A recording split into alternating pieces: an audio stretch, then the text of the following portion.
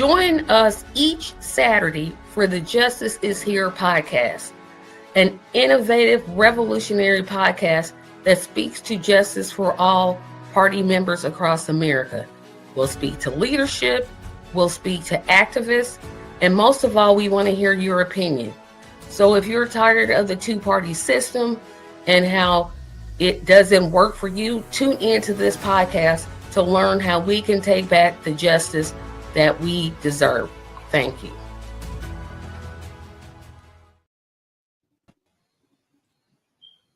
Hello. Welcome to tonight's edition of Justice is Here podcast. Tonight, I will be guest hosting in place of Tracy Carson. She couldn't be here tonight as the host because she's the guest. How are you doing tonight, Tracy? I'm doing fantastic. How are you? I'm doing all right. Thank you. That is good. I think we have bills to pay, so I'll let you take that over. All right. Well, first off, I'd like to remind everybody to visit our website at justiceforall.us, justiceforall.us. There you'll be able to find out just basic information on the Justice for All Party, as well as the existing platform, which will be going under some sort of revisions over the course of this coming campaign season, I imagine. Also, we encourage you to subscribe at the URL listed on the screen.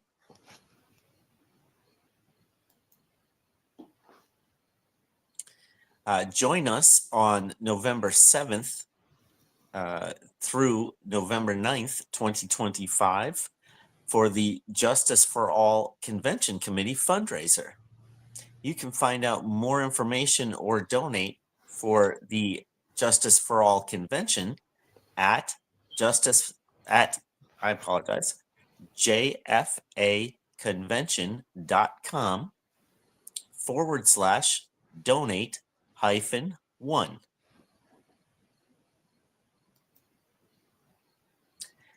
Help us get 75 likes on the show tonight and 45 shares. You're welcome to get started now. And remember, you're encouraged to comment and continue sharing after the show is completed. How are you this evening, Tracy? I'm doing great. Glad to hear it.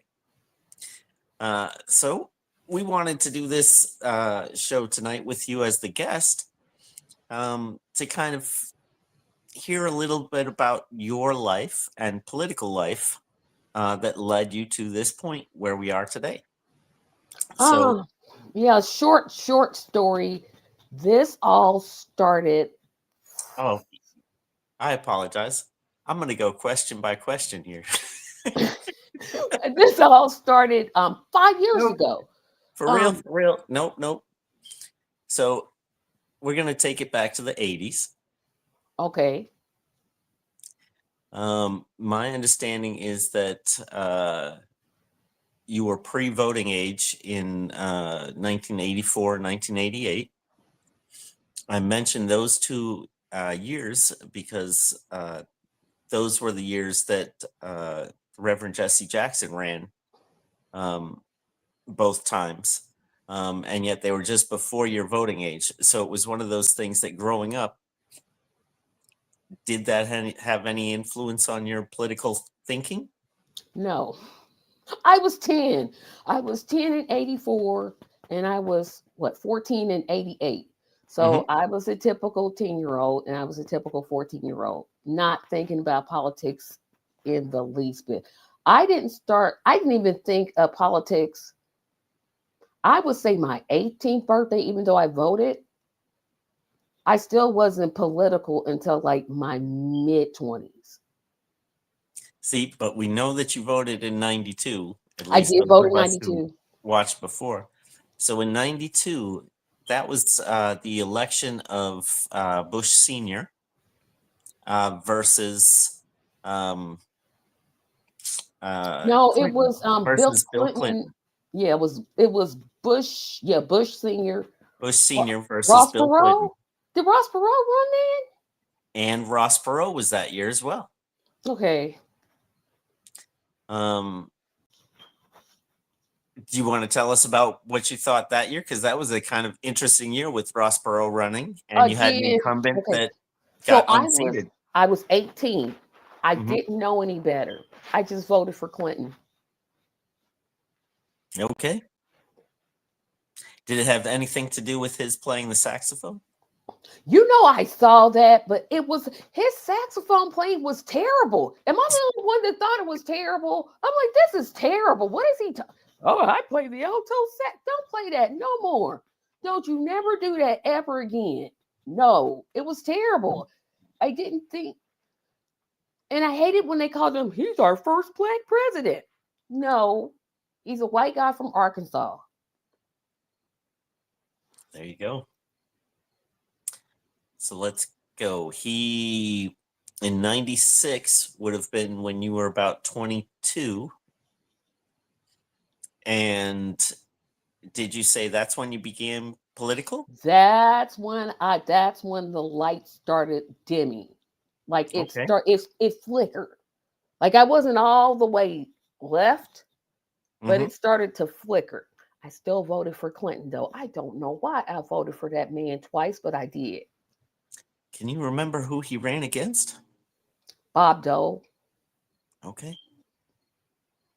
Thank you, because I couldn't come up with Yeah, I don't know how I remembered that, but yes, he ran against Bob Dole. Fair enough. Moving on from there, our next election, we had Bill Clinton was term limited out.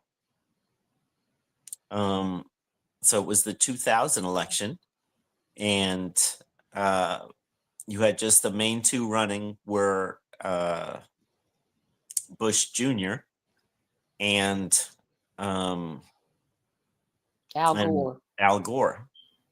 And as a side note, you also had Ralph Nader was running, and I believe there was a libertarian candidate that was getting a little bit, but we didn't have a Ross Perot that year, so there wasn't any big money push outside of the big two parties.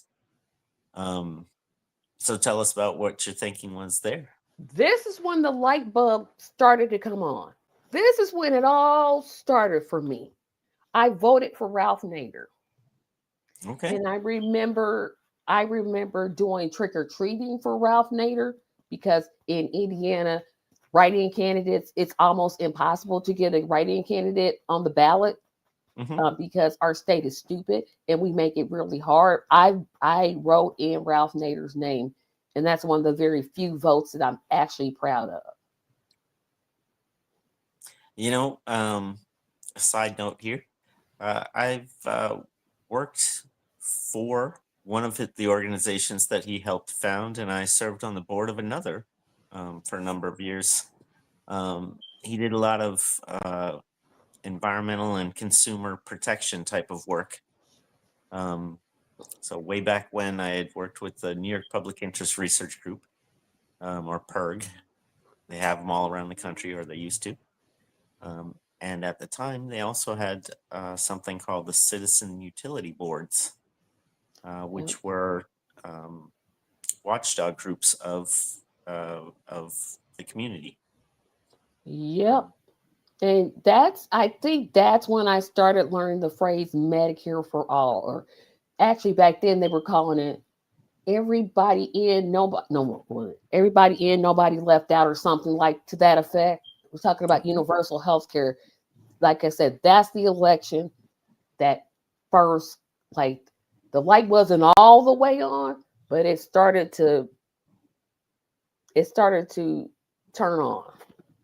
Now, what did you think about it when the Supreme Court decided, or rather chose, Bush Jr. rather than finishing the vote tally, which when they did, it was Gore that won in Florida and therefore won the electorate? So I'm about to say an unpopular opinion, and everybody just gets get ready for it. The last time I checked, the Electoral College picked the president of the United States. So when we're voting for president, we're really not voting for president because depending on what state you live in, like Indiana, there are 11 electors that vote for the president. Not you, not me, not anybody else. It's 11 designated people that the governor picks. I knew that much I did know. So I couldn't understand why people were like, well, Gore won. Well, no, but the electors were awarded to, because you can lose the popular vote. No, that wasn't the issue. The issue was that it came down to the hanging chads. The winner of Florida would get the electoral votes from Florida, and that would push either one of them to win the presidency. So they were having issues with counting the ballot for whatever reason. And because they wanted to. Right. And they took it to the Supreme Court, and the Supreme Court said, well, we've decided it is Bush. And then they finished the count, and the count came out that Gore won Florida, therefore Gore won the presidency. But could you imagine an Al Gore presidency? Like, I don't know. The crazy thing is looking at Al Gore in 2000 and then seeing him. Al Gore now is better than Al Gore then. Right.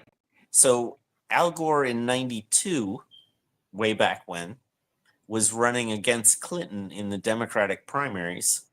And that's when he came out with his first book, Earth in the Balance. So that's when he initially came out talking about climate change issues. In 2005, a few years after this election, presentation. He did the PowerPoint presentation, and they made the movie about it and all that. So he was touring all over the place. I don't know how he's touring about climate change in a jet and seemed to be eating everything because he was pretty large at the time. So that was always isn't that ironic? Clinton is the thin one and now Gore's the big one. I'm like, that switched. There you go. Where were we? So that was 2000. The next election, I'm trying to skip, would be 2004. That was John Kerry. Here's where I backslid. I took a real deep backslide. And for some, I can't even tell you what I was thinking. I think at the time I didn't know. I don't think, did Ralph Nader run that year? Ralph Nader still ran that year, I think. I'm not sure, to be honest. Yeah, I don't know, because it was just something. I was like, okay, there's no independent candidate. So I was like, okay, I guess I have to. Because at that time we had the Iraq war.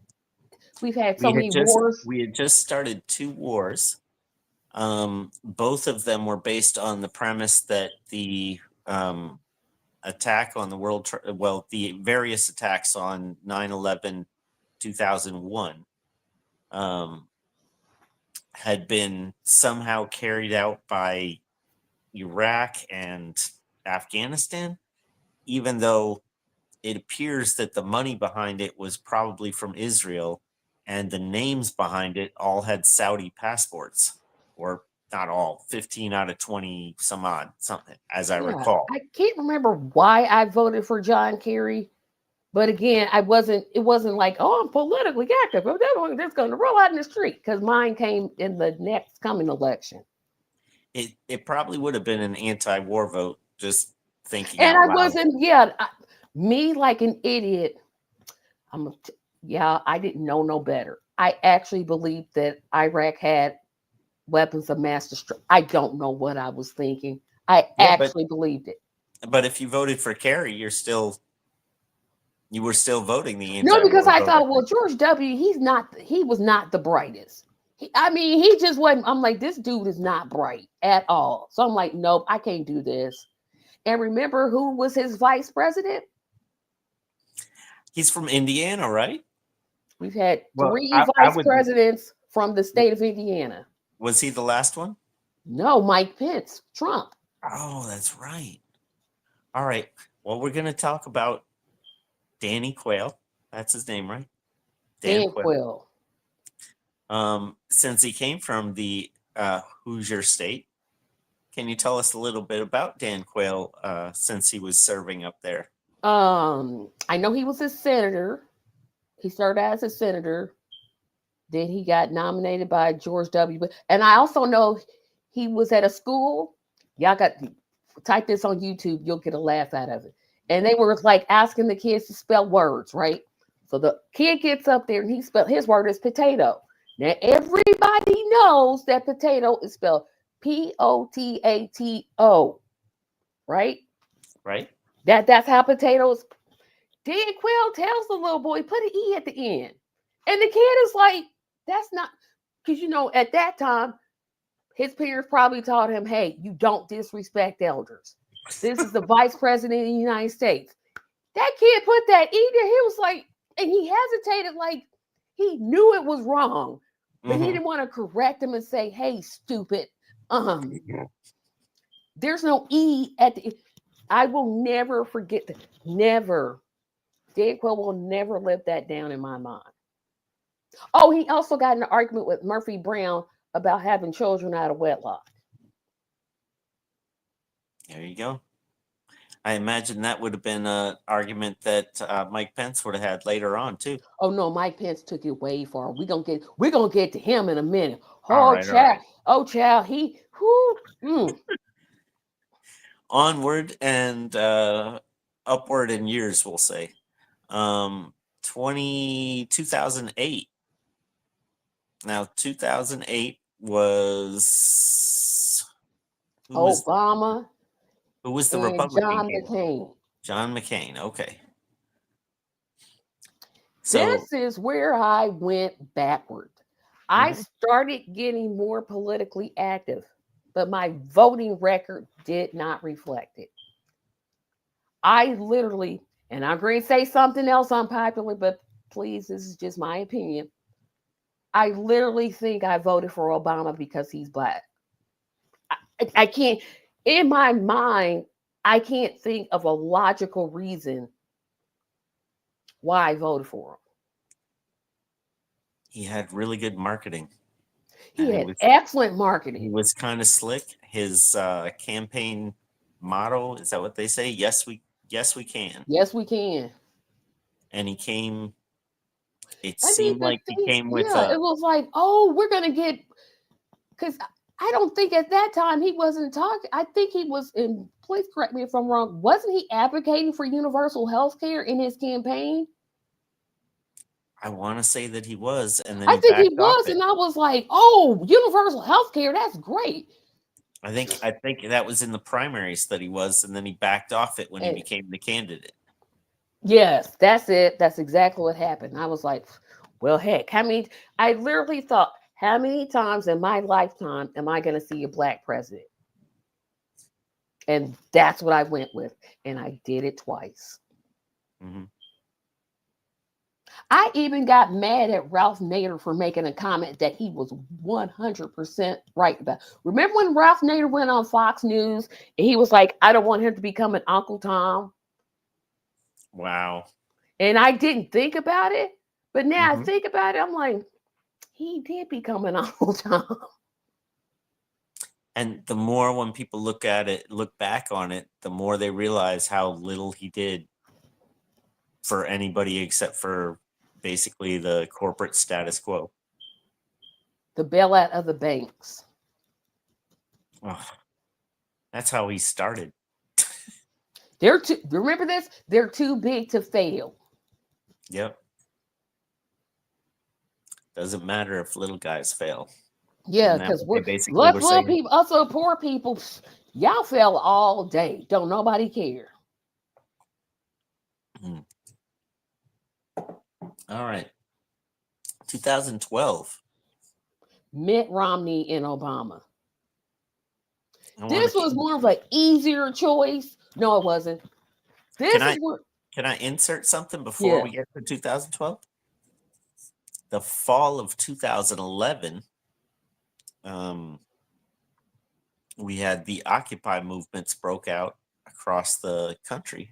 That's right. So that was just what was Obama's response? I forgot. That was in the fall. He, along with whoever, went in on the police crackdowns on all of the encampments everywhere. Oh boy, that's 14 years ago. Oh my goodness. Y'all, we old. Yes, And that was a year. That was actually, the primary started in January back then, didn't And they? think Or about was it what February? else he did. He's deported more people than Trump. There you go. Black wealth decreased under his. It increased under his presidency worse than it did Trump's. Not that I'm saying Trump isn't racist, because he is, but I'm just saying if you compare the two, I'm like, he built the cages that they originally put kids in. And you tell people that, they will go off on you. I'm like, he literally built the cages. Well, no, he didn't. But he put the kids. No, but you can't put the kids in cages that aren't built. Yeah, I mean, you had to build them. So did Trump build them? No, they were already built. What was in them before? Kids, right? All right. So that was in the fall of 2011, and spring of 2012 is when we had primary season. So that's what the 2012 campaign was. But there didn't seem to be any Democratic primary that I remember. Nope. They were more was, slick, like, oh, nobody's gonna run. I think Bernie was gonna primary Obama, and like he changed his mind. Okay. I don't know why I remember that, but I do.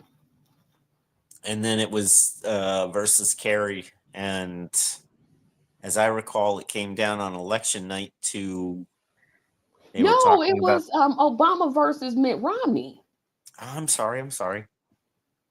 Romney. And then on election night, it came down to, I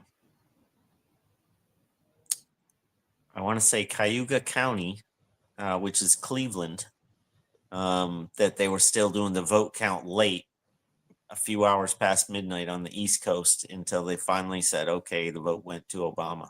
Yeah, and that's the election I had made up in my mind. I'm voting for Jill Stein, because that's when I first heard her name. I said, this is it. I'm done. I will not.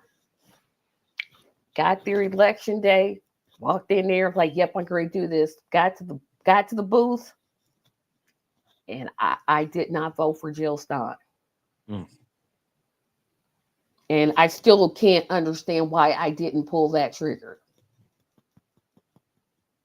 I can tell you, I ran into their campaign at a Manhattan fundraiser with one of the guests that was on the fundraiser the other night. George Martinez was actually performing at that fundraiser way back when, in 2012. 2016. Oh boy, yeah, it's going to get ugly here. So 2016 was Bernie Hillary versus Hillary. And then Hillary versus Trump. Yep. What did you think about those primaries? And Jill Stein was over there too. This is when I got on the Bernie train. I was on it. You couldn't tell me. I was like, he's going to win this nomination. Because as much work as Ralph Nader has done about universal health care. Say what you want about Bernie Sanders. He has always been for single payer health care. He's never, ever wavered. And I'm like, yes, somebody's making sense. Somebody that I can get behind. Somebody that's talking about taxing the rich. Somebody that's talking about ending, although he did vote for a lot of wars, he was at least moving in the right direction. I was completely on the Bernie train. I volunteered. I knocked on doors. And when Hillary won maybe that's right. When Hillary was given the nomination, because remember, West Virginia had actually gone to Bernie and they gave it to Hillary. And that's what made the difference. I didn't realize that that was what made the difference, but I do remember that Bernie won, if I'm not mistaken, something like all but one county in West Virginia. He won all but one county and they gave it to And her. they gave it to her on super delegates, which is to say robbery. Here is the last time I voted for a Democrat. This is the vote. And I said, well, I went with the lesser of two evils argument. Because remember, Hillary Clinton called black men super predators. She did that whole, and please look this up on the internet, everybody. Look it up on YouTube. Just type in Hillary Clinton, I don't feel no ways tired. If you do me that favor, you will get the biggest laugh that you've ever gotten. Now, let's pull people back in time to remember when she talked about super predators. That was back in, I want to say, the early 90s. Might have been. Yeah, but she said it. Like she said it.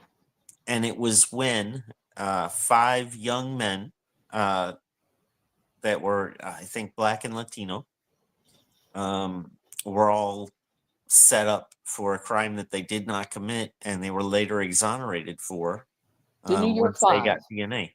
They called them, is that the New York 5? The Central Park 5. Central Park 5, yeah, that's right. Yep. For an awful sexual attack that was done on a woman, and didn't she die? I think so. I don't know. I think she passed away. Not 100% though. But Trump took out a full page ad saying that they should be executed, if I'm not mistaken. And Hillary called them super predators. You remember the context there? Yeah. No, I just remember her super predators comment. Okay, that's what it came from. That was what it was around. So, ladies and gentlemen, we have a Hillary defender. No, not at all. I thought she was absolutely horrible. I thought they both were. Yeah, this is the election where I literally went with lesser of two evils, and I had never did that before. And I was really disappointed. That's probably the worst vote I've ever casted, was for Hillary Clinton. And it's like, I wish I could build a time machine, go back in time, and kick myself for voting for her. But that is the last time I was like, I'm done with the Democratic Party. Y'all make me sick. I don't like you. You stole the nomination from Bernie. I'm finished. I'm done. I cannot. There was a wing of, that's when people started to leave the Democratic Party. There was a wing that were saying, they either said Bernie or Green, I think is what they were saying. So in other words, either he gets the nomination or they vote Green. And people tried to say that it was the Green Party votes that somehow cost Hillary the election, but they've gone through the numbers over and over and over. What cost Hillary the election? Who cost the Democrats the election? Democrats. Exactly. Like, you caused your own loss. And wait until we get to 2024, because I got a whole lot of thoughts on that one. Whole lot of thoughts. All right. So 2016, the Democrats give the nod to Hillary, and Hillary takes the big L for the Democrats, and Trump comes in. And then the next election would have been 2020, and keep in mind that the pandemic shutdowns began in mid-March of 2020, which would have been mid-primary season, at a time when Bernie Sanders had won the first 4 or 5 elections of primary season. Yep, he was really doing it. And all of a sudden, until the pandemic. Oh, I Yep. thought you was gonna say Obama calling people and telling them to drop out the race, but hey, Well, that might have happened too, but yeah. But it was right when the pandemic happened that the whole switcheroo came up. Would you like to talk more about 2020? 2020 was Bernie versus. Let me tell you about 2020. Joe Biden had no business winning that nomination, period. This man was literally in last place. Like, they had like what, 28 people running for the nomination. You had Cory Booker, uh what's that senator from Minnesota? She threw her stapler at one of her staffers. Oh, Amy Klobuchar. Mm-hmm. You had Tulsi Gabbard before she turned Republican. You had Kamala Harris, but she dropped out. Before she dropped out Yeah, before the she had been primaries. dropped out. You had Pete Buttigieg. You had all these people, and Biden was literally in last place. Literally, he had no business. I mean, no business winning this. But once I knew, unfortunately, I fell for when Bernie won the first two states. I start thinking, who is he going to pick for his vice president? Mm-hmm. And then when I realized, well, the next two came, and then I realized South Carolina was the next state, I'm like, oh, it's over. Biden is going to win the nomination. After the primary in South Carolina or before it? Oh, before. Once I realized South Carolina was next, I was like, Bernie doesn't have a chance. See, it's the one thing that I always thought was it's dumb math, because it's like Bernie was winning in states that the Democrats actually win, and then Biden won in a state that the Republicans win every time. And somehow that's what launched him into the presidency, was winning in states that he was not going to win. Let's keep it a buck. What launched Biden into the presidency was Obama calling people saying, hey, you need to drop out of the race. Mm-hmm. That's because remember, it was Beto, I run for every single office all the time, O'Rourke. Amy, I throw staplers at people. And Marianne Williamson. How did I forget Marianne Williamson? They all dropped out, but Marianne Williamson didn't endorse Biden. What about It was like a whole bunch of them dropped out.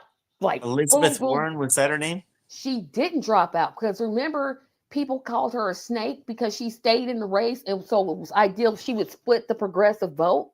Mm-hmm. It was pretty clear that she was in on it from the way that she ran the campaign. That's where she got her nickname, the Snake, from. There you go. And so when Biden got the nomination, you were like, go Joe. I was like, go Howie Hawkins. This is when I said, no, I'm never vote. It's over for me, Democrat. It's over. It's done. I'm finished. I'm completely done. I'm done. I will not. I cannot. I voted for Howie Hawkins. Okay. And that brings us up to a comment from Nelson. We're going to start with the comment here before we hit 2024. The problem with Bernie, besides he being a Benedict Arnold to the progressives, is that he is faithful to the Democrats. I'd have to say that's pretty true. That's a pretty accurate description. Hello, Nelson. So, in 2023, actually, I'll let you set this up before 2023 and have you talk about the march that you put together. Okay, so in 2023, I thought I put the march together in 2022, but in 2023, I think you did in 2022. I set up the wrong year. I apologize. Yeah, I was going to say in 2022, there was a big march. Let me backtrack. In 2021, there was a big, huge march, Medicare for All. It was across 56 cities across America.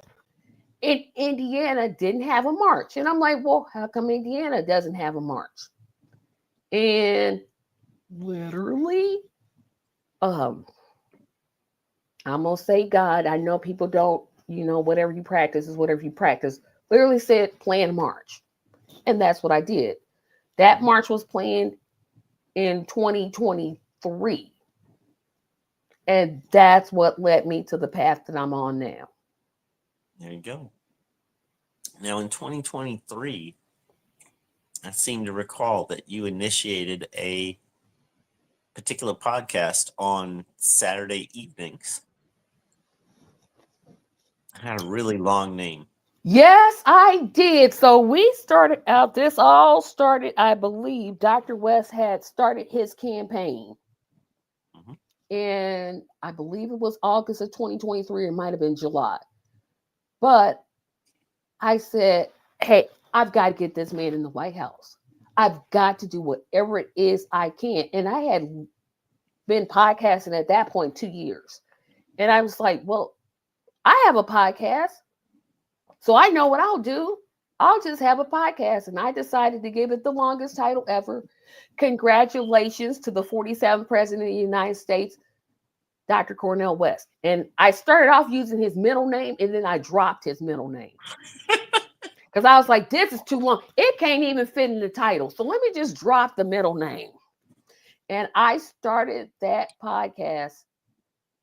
And it used to start out, it was like the third Saturday every month in 2023. And in February 2024 is when I moved it to every week. Okay. And then the 2024 election happens. And boy. Well, let's talk about primary season in 2024. There was no primary. In the Democratic Party. See, here's where people are going to say, you're giving the Republicans. They had a primary. Keep in mind, they actually had a primary. They had debates. But who didn't know that? Let me back up. Trump should have never been allowed to be the candidate in the first place. Because if Mayor Garland had did his job, when he got sworn in as Attorney General, that very next week, he should have been launching an investigation. He shouldn't have waited a whole year, then have Trump declare his candidacy, and then say, oh, I'm going to have this investigation. Because what it looked like to the public was, you're doing this for political reasons. Instead of, this man has secret documents in his bathroom. It's kind of crazy because you compare that to, and I'm going to speed us forward a little bit here. Recently in Brazil, they convicted their former leader, Bolsonaro, who sometimes was called Little Trump, if I'm not mistaken. Yeah, see, those other countries, they'll put their leaders in jail in a minute. They're like, we don't care. For some reason, we're like, oh, well, that wouldn't look right. Put him in jail. But he literally should be in prison right now. Like right this very second.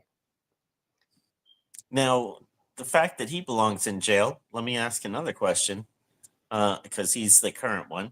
What about Biden? Would you say Biden also belongs in jail? Okay. We've already got Trump in jail, so we don't have to. That's going back to the next presidency. How about Barack Obama? This is where it gets complicated. Because technically, he did a lot of stuff that was just like foul. But I don't know if prison, I think like an ankle bracelet would have been more appropriate. Because prison, like Trump and Biden deserve to be under the, like put them there, send them away, don't never come back. But maybe like a bracelet they gotta wear. I don't know. And I've never thought of putting Obama in jail, prison, especially for the drone strikes that he did. And the many military, I just never thought of it, to be honest. What about Bush before him? Oh, no, he clearly, no doubt about it. I won't even hesitate. And don't ask me about Clinton because I don't know his foreign policy enough to say yay or nay. Okay. And Reagan, yes, also because I was 6 years old when Reagan was president. Well, I was thinking about Bush Sr. was the one before that, which you did vote in his election. And he was the first one that went into Iraq. I thought that was for Desert Storm. He was still going into Iraq. It was for whatever reason, like Saddam upset him or something, and he went into Iraq. And then I want to say Saddam said, "I'm going to kill you" or something, and that's why the son later went back into Iraq. I don't know. Well, it was for the oil. I mean, It was to destabilize the whole. Yeah. So yeah, 2024 is like when I realized if I ever vote for Democrats on a federal level, I want somebody to knock me out, metaphorically speaking, because YouTube does not like threats of violence. So metaphorically, be like, girl, what's wrong with you? This party literally started out by saying there would be no primaries. Now I get kind of why they took that stand, because let's keep it a buck. You don't, if you're in a party, let's just say that Cornel West was president. Mm-hmm. Somebody else in the Justice for All party is not going to run against him because we all just assume he's going to be the nominee. However, the Democrats just putting his name on ballots, I'm like, y'all foul for that. They kept off, let's see, Marianne Williamson, Mm-hmm. Dean Phillips. I believe so. I'm not even going to count Cenk Uygur because, boy, bye, you're not a citizen. You can't run. There you go. But it was interesting that he put that forward, and I couldn't help but wonder if that was done, for his own self, or if that was something that he was getting. I almost question if it was something that he was paid to do by Elon Musk. I'm like, you can't, because it was a way to put somebody in there to ask the question, even though it's a stupid question. I'm like, dude, you can't run. You weren't born in this country. Well, neither was John McCain, but his parents served in the military. Mm-hmm. So that's why he gets a pass. How Ted Cruz was able to run for president. And I'm like, his father wasn't in the military. He's from Cuba. His mother was born in Canada. So I'm still trying to figure that one out. That I think she was American and then she moved to Canada. Because Ted Cruz was born in Canada, I think. I wanted to say that his father got U.S. citizenship because his father was anti-Castro. Maybe that's it. Because I'm like, how the heck did he run for president? He wasn't even born here. But yeah, that whole Cenk Uygur thing, that's why I'm only counting Marianne Williamson and Dean Phillips. Those are the only two I will count. The history of the Cubans supporting the Republican Party is when the Cubans came over on boats and they hit Florida. I want to say it was a Supreme Court ruling or something that was done that said once they hit dry land, they're automatically safe and they get to stay.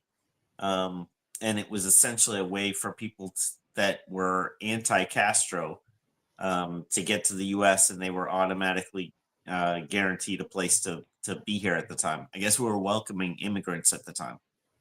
Yeah, like now. There you go. So this is the election that literally I was like, I will never go back. I will never, ever go back. It's done. I'm finished. I don't care anymore. Now, what did you learn about all the different states that were putting up roadblocks to allowing the Justice for All Party and Dr. Cornel West and well, remember at that time the Justice for All Party hadn't been formed yet. Correct. So in terms of the barriers, I thought it was interesting because I kept asking this question because I was on another podcast at the time, and I made my support of Dr. West very clear from the Mhm. get-go. This is who I support. This is who I'm voting for. I don't care. You can say what you want. I'm gonna vote for him. That's it. I'm done. I'm not gonna vote for anybody else. And I had started hearing like rumblings about, well, I kept wondering why are they doing this? And then it just kind of dawned on me. It's because they're scared. If you aren't scared of a minor candidate, you wouldn't spend $20 million in court to keep them off the ballots. Mm-hmm. You would ideally if your party, and keep in mind, the Republicans didn't stop anybody from getting on the ballots.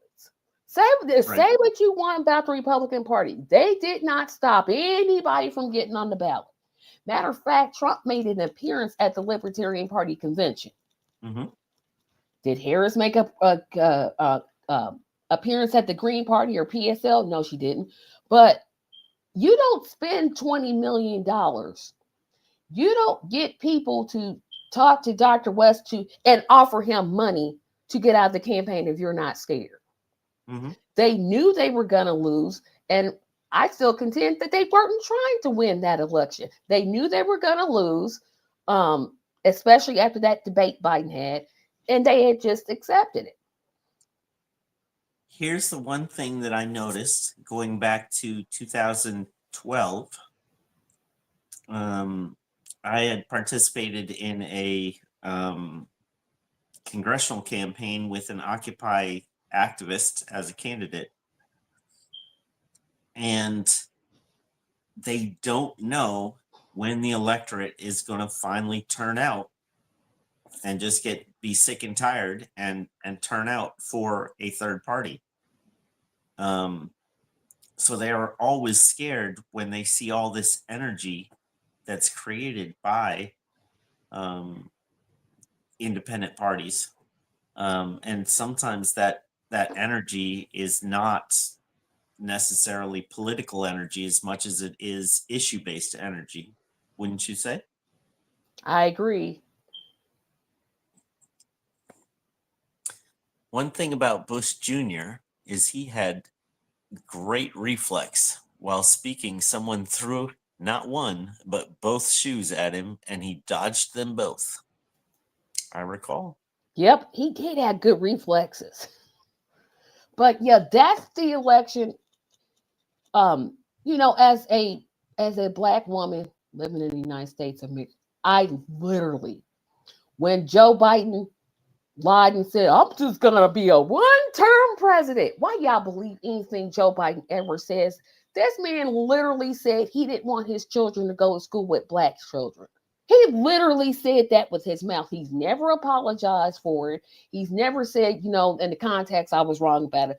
But for some reason, calling out his racism is this great offense. But anyway, why would you believe anything he says?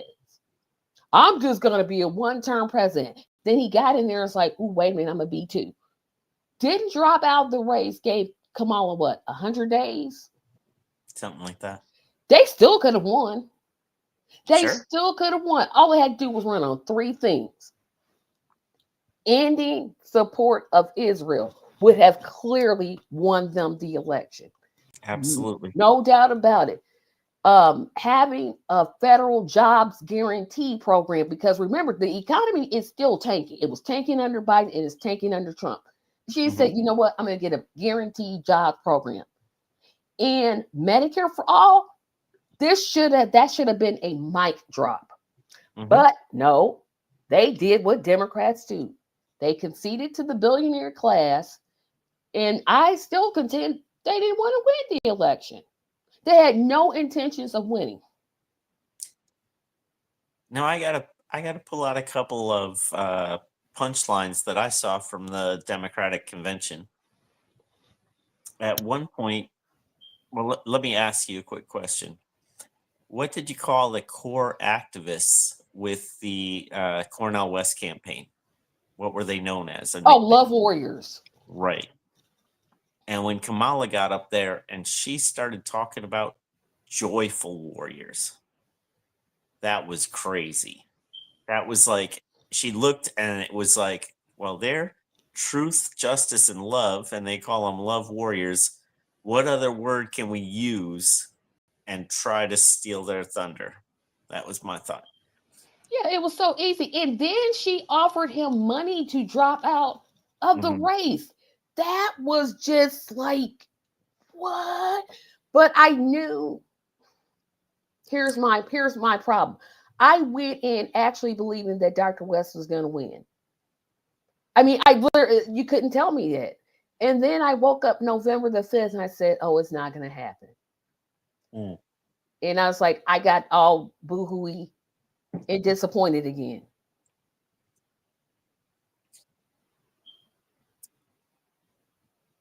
Let me think. What was the other? I guess the other thing was, and you mentioned it, was when they decided that they were going to continue to support the genocide happening in Palestine. It's not a genocide. That's what John Fetterman said. It's not a genocide. I remember her from her chest, full-throated speech in defense of war on behalf of this occupied white supremacist group. And it's just hard to take that back. And remember, she had, at the National Convention, she had Dick Cheney with her, if I'm not mistaken, right? Liz. No, Dick Cheney endorsed her. He endorsed her, but he didn't show up to like campaign appearances. It was Liz Cheney. Okay. And they thought that was a flex. They like, look at us. We got that one Republican that literally voted with Trump 90% of the time. Okay, I guess.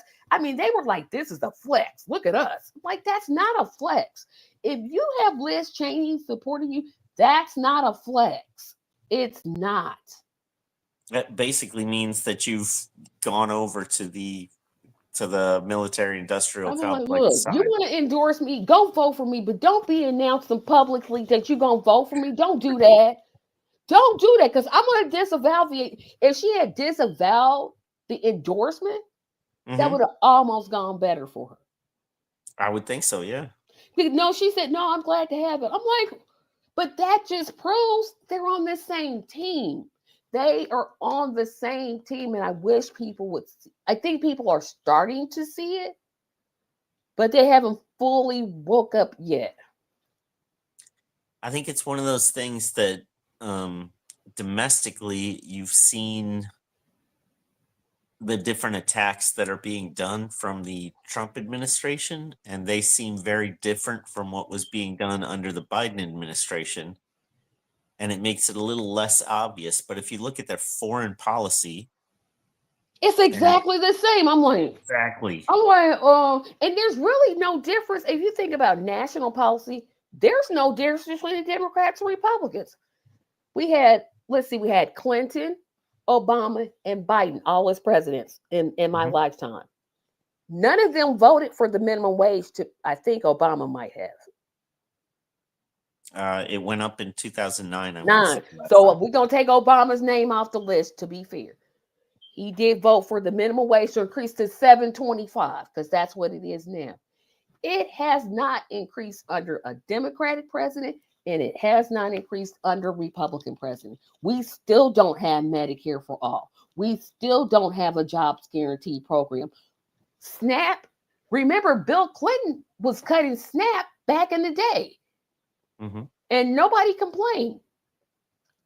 People, you had, and I always want to say Al Green, but I got to say Congressman Al Green, standing up at Trump's State of the Union screaming about cutting Medicaid. But where was you at when Biden was cutting it? You said nothing. It's definitely, the more people look at it, the more clear it is that people do this all for performative reasons. They don't say anything when they're in power. They only say something when they're out of power. It's all about trying to separate people by red and blue. It just doesn't make sense. Yeah, here's the thing I will say about Republicans. They actually want to win. Now they want to win for the wrong reasons. They want a dictator fascist government in place. I don't think the Democrats want to win because I think they're fascist too. I think that they would rather have Trump president than Dr. West. And how do I know that? They waited a whole year. Merrick Garland could have started an investigation 2 days after he got confirmed. Didn't do it. Why? For what reason? And it's because they played on the same team. Absolutely. And the foreign policies are almost like mimeographs of each other. I'm like, this is exactly the same. Exactly. Well, I would say with one difference, they have the same kind of foreign policy, but Trump has this strange obsession with taxing the U.S. people using tariffs and basically destroying our trade. He did the same thing the first time he was in office, remember? But this time, what he's been doing to the farmers just seems kind of. And here's the thing: Trump told us exactly what he was going to do. Mm-hmm. He's one of the rare politicians that actually did what he said he was going to do. And I'm not one of these people, and everybody says, well, you didn't say anything about it. Project 2025 is what I'm talking about. I never said Project 2025 was false and they wouldn't do it. They've been doing it since I was a child. They've been trying to get rid of Social Security since I was a child. They've been trying to get rid of SNAP and Medicaid and those type of things. They've been moving towards that way. My criticism of the Democrats is they never had a response. They never said, hey, here's our version of Project 2025 or going for. They never had anything and was it just expecting me to just say, oh, look, Trump bad. We know Trump is bad. Tell me something I don't know, but what are you going to do about it? And you have to realize they're not going to do anything about it because they're okay with it. There you are. I mean, Chuck Schumer and Trump probably eat lunch together 3 times a week. Who knows? It would not shock me at all. It wouldn't shock me. So we're now post 2024 election, and the great victory by the people didn't happen. No. We're into this second reign of Trump, and the Justice for All party has slushed through creating a national party. Where do we go from here from your perspective? Can you tell us more? I have to start talking about what mood I was in after the election. I was just hyperly upset. I'm just like, America, yeah. Forgive my French. I'm like, y'all got to be the dumbest people I done ever seen. Y'all done sit here and voted this 34 convicted time felon into office. For what reason? What reason? And I would have said the same thing about Kamala, except for she's not a 34-time convicted felon. I'd have said it either way. Bad candidate, bad candidate. I was ready to quit. I'm done. I've done everything I could do. And I had a post-election show. And I let the audience, because I interviewed Dr. West after the election. I still remember this interview. And I was saying to him that I was just unsure if I could just take another beating, because it was a beating. The ballot access is a beating. It's not for the faint at heart. Could I go through all of that all over again? Could I concentrate myself to work harder? And I was just like, no, I'm not going to do it. And I said, you know what? No, here's what I'll do. I'll let the audience decide whether I should move forward or not. And I said, well, type yes if you want me to do another podcast, or type no if you just want me to quit. And nobody typed no. And that's where you get the Justice is Here podcast. There you go. And it's one of this podcast, of course, is a spinoff of the congratulations to the 47th president, Dr. Cornel West podcast. But I think it's different now because it's a moment in a movement. Like we're moving towards something. We're not just sitting out and waiting 4 years and then saying, okay, we'll just wait till the next election. We're actually taking steps to build state parties. We're taking steps to run local candidates. We're taking those steps. And now I see the podcast as letting the people follow that journey. Mm-hmm. And that's why I've always nicknamed this podcast, as opposed to the last one, the official, unofficial podcast. Because it's not official. It's not the official podcast of the party. It is not. I want anybody to think about it. Keep a buck. Tracy pays for all the expenses of going on the air. But it's unofficial because that's all I'm talking about. And I get to talk to people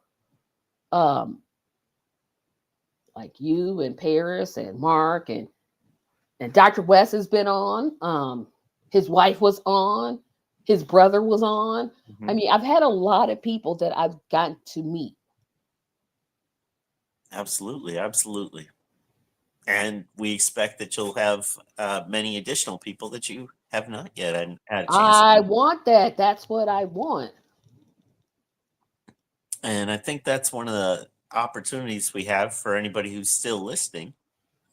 If you know of any good guests that Tracy might be able to interview for the Justices Here podcast, you are always welcome to contact Tracy directly and suggest who it is that you think would make a good guest. And I'm sure she will reach out and try to make it happen.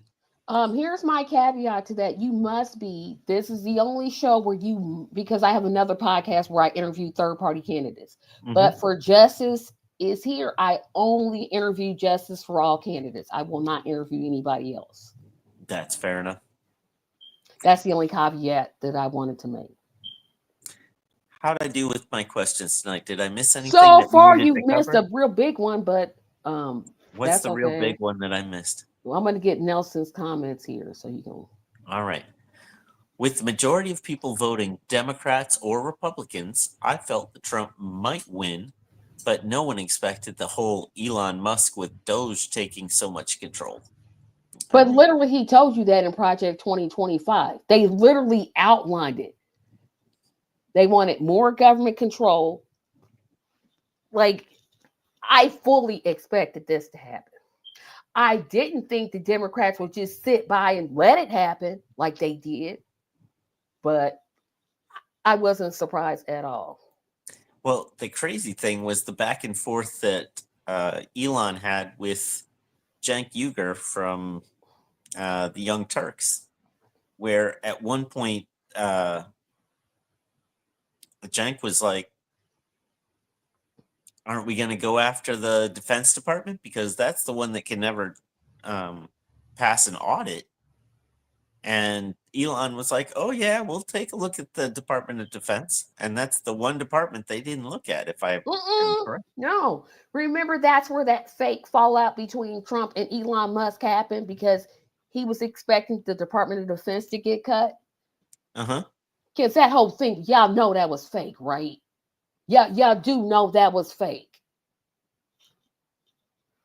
And then he was going to start a third party. Oh, okay, sure. But that's where that came from. Okay, so the one question that I did not ask that needed to be asked was, why don't you want to run for office? Oh, I didn't ask that because I know that you do. I think the problem for me is I have a mouth. I say exactly what I think, and I don't think everybody's ready for that. And Indiana's kind of a weird state, right? Because I look at my district, District 7, and that's Congressman Andre Cosner, although we're supposedly going to be doing redistricting soon, so that might not be the case. Right. Even though there are some things that I disagree with him about, he's right on the Palestinian issue. He stands with Palestine. I'm like, okay, I don't disagree with that. He's for Medicare for all. So a lot of the things I'm for, he's for. So I don't see a great difference. Now, our two nitwit senators, oh, them two buffoons. I'm like, you know what? Why not just? But I don't. I think that takes coalition building. Mm-hmm. And I'm not sure that I present the best image to do that. I think the Senate runs tend to come with a lot more money behind them, and it becomes a bigger problem. Yes, and that's where the curmudgeon comes. Is do I just do it to get the Justice for All party on the ballot? But I'm not one. If I'm going to run, I'm going to win. Period. Well, I have no intentions of running for office and then just I want to raise an issue. Nope. If I'm in the race, I'm winning the race.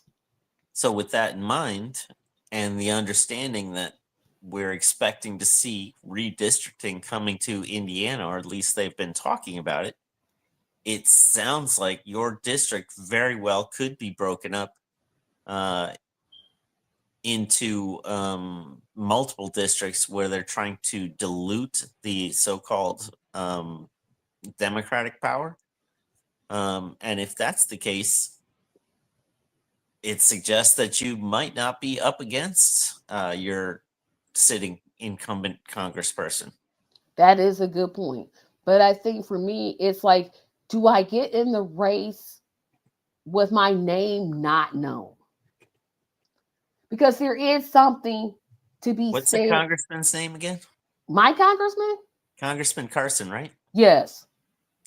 What would your name be if you won the vote? Tracy Carson. Congressman Carson, right? Yes, it would be no, that'd be Congresswoman. Congress member Carson. Let's go with member instead. I'm trying Well, to be no, non. additionally, they would always address me as Congresswoman. That's the way they do in Congress. They don't say Congress member to everybody. I don't think so. I think they do male female. Well, I was trying to go with the nondescript and just Well, go yeah, I Congress understand. member. But So let's you just go from Congress member Carson to Congress member Carson. essentially, It except for one is sounds female like, and one is male.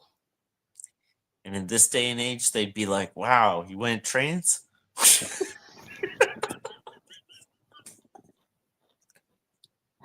But I think, running for office is such a serious endeavor. And I don't like it when a third party candidate runs to raise an issue. I'm just ready to talk about the environment. Talking about the environment is great and what you're going to do about it. But you have to have other policies also. Mm-hmm.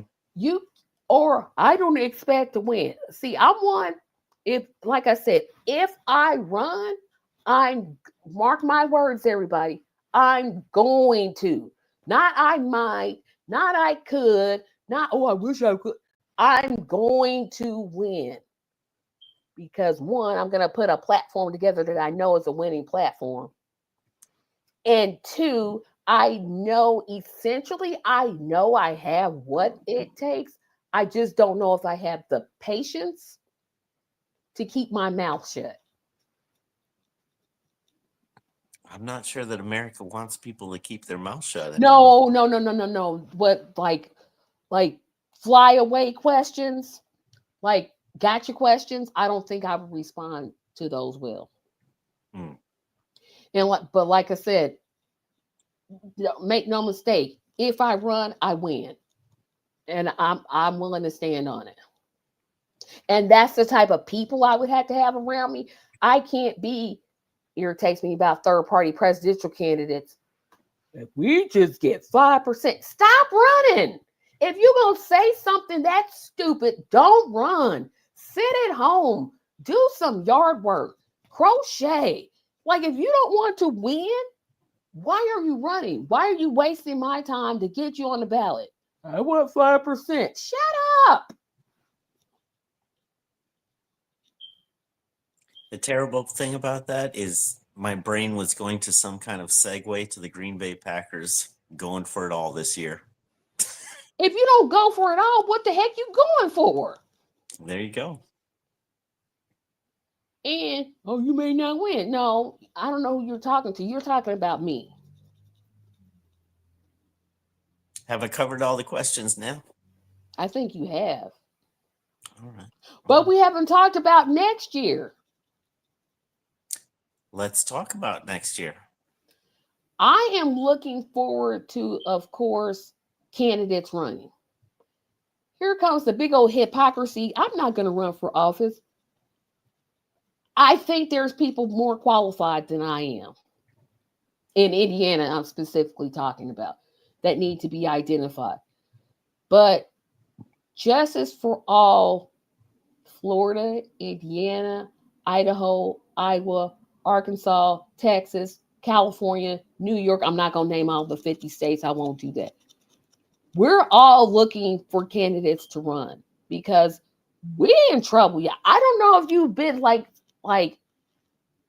watching the news or paying attention to what's going on. We can't afford anything. You can't afford to get sick because you'll lose pay. You can't afford health insurance because it costs too much. You can't afford gasoline. You can't afford groceries. We have to do something. We've already had people in office that have proven they're not going to do a darn thing. Mm-hmm. They're not going to do anything because they're bought out. And we're looking for people that are not bought. But I do want to make this announcement. December the 18th will be our last Saturday show because in January 2026, we're moving to Thursdays. That is correct. We are moving to Thursdays. Saturdays are just not the time for the show anymore. Well, it will be for the rest of this year. This year, we're going to stick out. 2025 is Saturdays. 2026 is Thursdays. Yes. And I'm really excited about that, to move to a actual weekday. And I hope that works out where more people can watch, because I think if we can get this podcast out there, we can get our party out there. And let me say this. If somebody else wants to create a Justice for All podcast, I'm all for it. Absolutely. That'd be fantastic. All for it. I want people to do it, right? Because I think the power of the government lies in its people. Well, the way the party is set up, it almost makes sense for people to do Justice for All party podcasts based upon whatever their local government size might be. So it might be on a state basis where they're talking about, in your case, all Indiana issues, or it might be on a county basis or a municipal basis, depending upon what the situation is. But that makes perfect sense for more and more Justice for All party podcasts to pop up. I agree. I think it would be a great thing to see it. I would support it. I would have, because I don't own the party. I don't. And that's why I've always called it the official unofficial, because it's not official. It's not official. I want everybody to get that in their mind. This is not an official podcast. And you didn't read the disclaimer I sent you either. The disclaimer I sent you, that we're going to be reading from every show from here out. That our views are not necessarily those of the Justice for All party. Because they're not. Mm-hmm. I'm telling you what I think as a Justice for All member. But that doesn't speak for the party. You know, and I know, and everybody jumps on my case for this. I'm not for the legalization of marijuana. I'm just not. I'm not going to be. It's not. You're not going to talk me into it. Now, I'm definitely not for putting people who smoke marijuana in prison. That's stupid. Mm-hmm. But I'm for something other than that. And I don't know quite what that is yet. But I'm 90% sure the party is for it. So my opinion Doesn't have anything to do. I'm just telling you, I'm a Justice for All member. This is what I think. Sure. That makes And perfect sense. I want to encourage that. I want to encourage anybody that wants to again run for office. We need you. We absolutely positively need you. And plug. We need you for our November 7th um fundraiser for the convention, Mm-hmm. which is going to be in person. We're actually going to do a event where we can see each other, because all we've done is meet on Zoom. I'm like, if I meet on Zoom one more time, I'm gonna just. So we'll actually be attempting to meet in person. Where are you trying to meet in person? Columbus, Ohio, In November. in June 2026.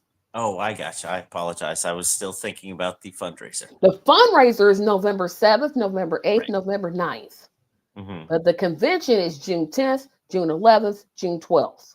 Of 2026 in Columbus, Ohio. And I'll be talking about it for the next 4 shows. So you'll see me solo talking about the convention every single week. And my understanding is that the convention will also be available to people who participate by Zoom, most likely, or some other electronic communication. Other electronic communication, absolutely. But we want people to come, to hold hands, to play Red Rover, send somebody over. That's what we want. There you go. But I can't emphasize enough how important it is for people not to watch it just to get my subscriber numbers up, because eventually 1,000 will come, but to catapult. This is the catapult podcast for my channel. This is a show that most people watch of mine, the one that most people tune into, and the most I can get out. Here's my message. This is what I want to do. This is what I believe. And if we can get that message out, it would be fantastic. So the only favor that I would ask, and I ask it, I'm going to keep asking, is to tell 5 people about this podcast. You can call them and say, hey, there's this great podcast. You can email them and say, here's the show.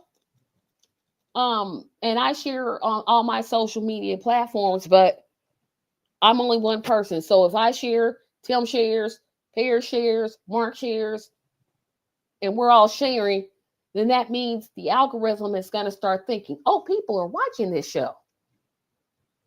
Right. And that's what we want. I'll let you take this one.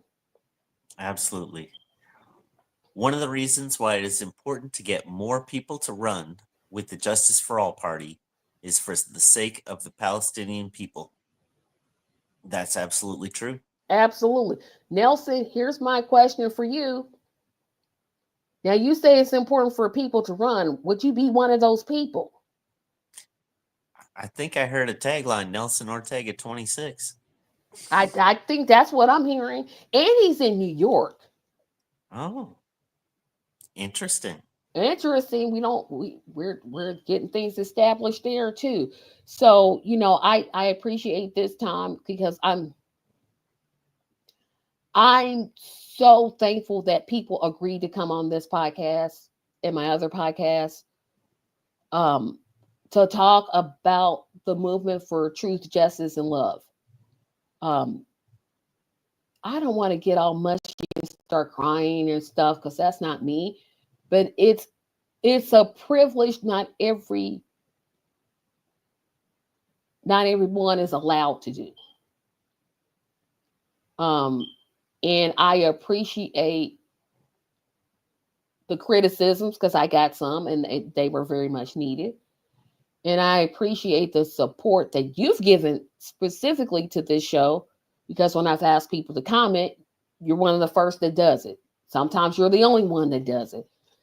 But that's okay too. We're going to just keep pressing, because as Nelson says, progressives never give up and progressives never give in. And I'll let you take us out.